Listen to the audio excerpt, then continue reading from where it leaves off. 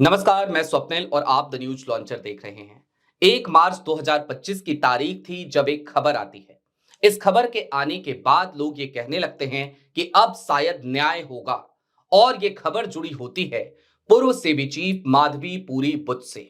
मुंबई की एक अदालत एक आदेश देती है। ये अदालत होती है एंटी करप्शन ब्यूरो की स्पेशल कोर्ट और जस्टिस होते हैं जस्टिस बांगर।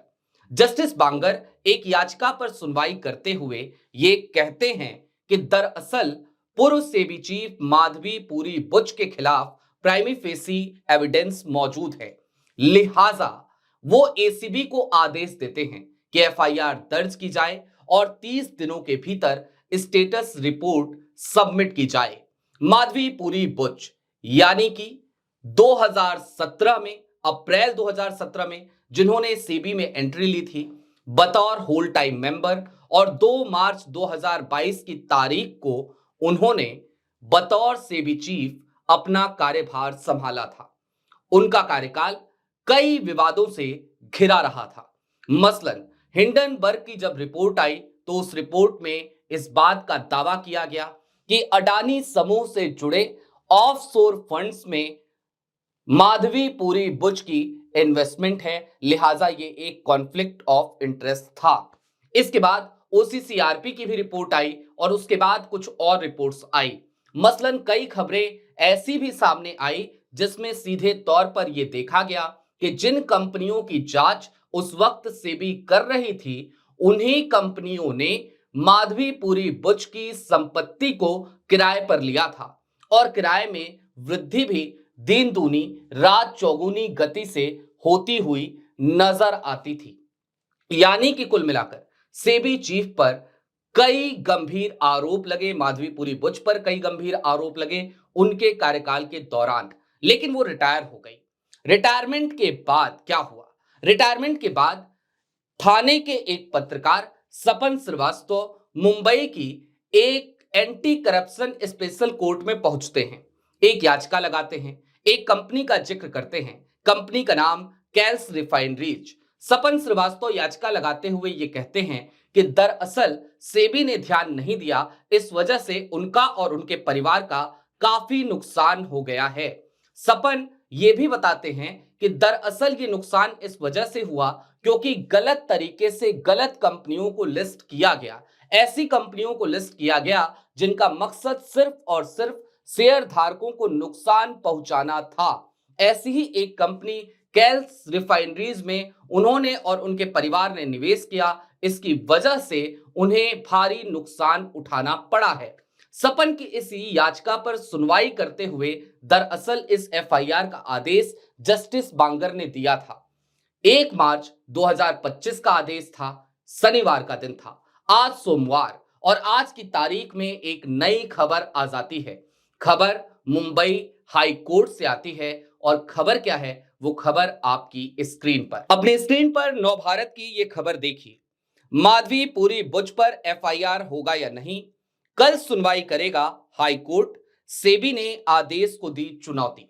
जी हां, सेबी ने उस आदेश को चुनौती दे दी है और अब कल की तारीख में यानी 4 मार्च 2025 की तारीख को यह पता चल सकेगा कि माधवी पुरी बुच पर एफआईआर दर्ज हो पाएगा या फिर कि नहीं। और ऐसा क्यों? तो दरअसल सेबी जब अदालत में पहुंची तो उसने कुछ तर्क दिए हैं। क्या तर्क दिए हैं वो आपकी स्क्रीन पर। सेबी ने कहा बुच और तीनों होल टाइम मेंबर्स उस समय अपने संबंधित पदों पर नहीं थे। दूसरा, अदालत ने सेबी को तथ्यों को रिकॉर्ड पर रखने का मौका दिए बिना आदेश पारित किया।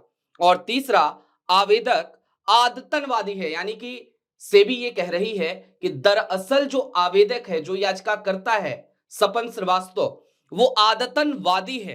पिछले आवेदनों को अदालत ने खारिज कर दिया था और इस मामले में सिर्फ नाम माधवी पुरी बुच का नहीं था।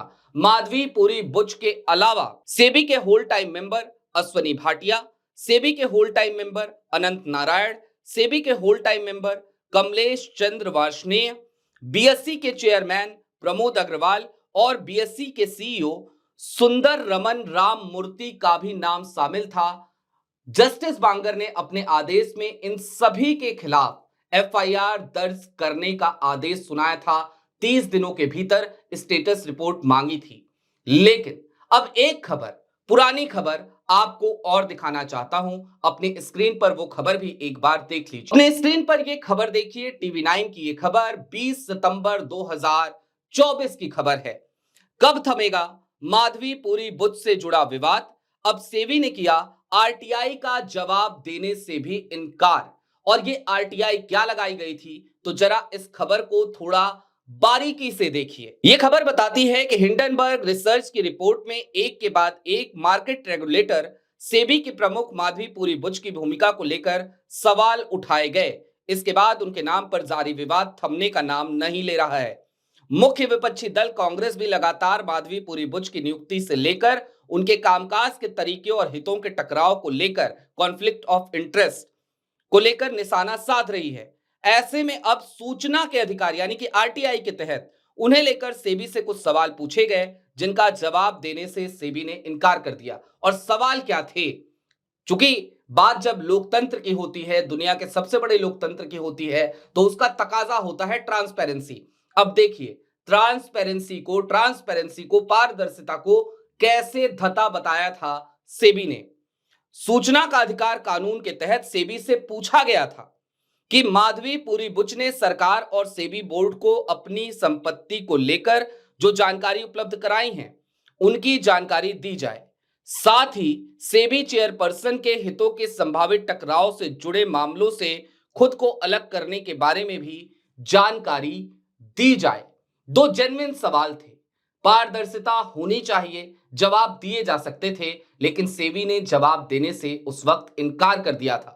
और क्यों इनकार किया था, तो वो भी देखिए। आरटीआई एक्टिविस्ट लोकेश बत्रा की इस एप्लीकेशन को लेकर सेबी ने कहा कि माधवी पुरी बुच के हितों के संभावित टकराव संबंधी मामलों से खुद को अलग करने को लेकर वो फिलहाल कोई जानकारी नहीं दे सकता।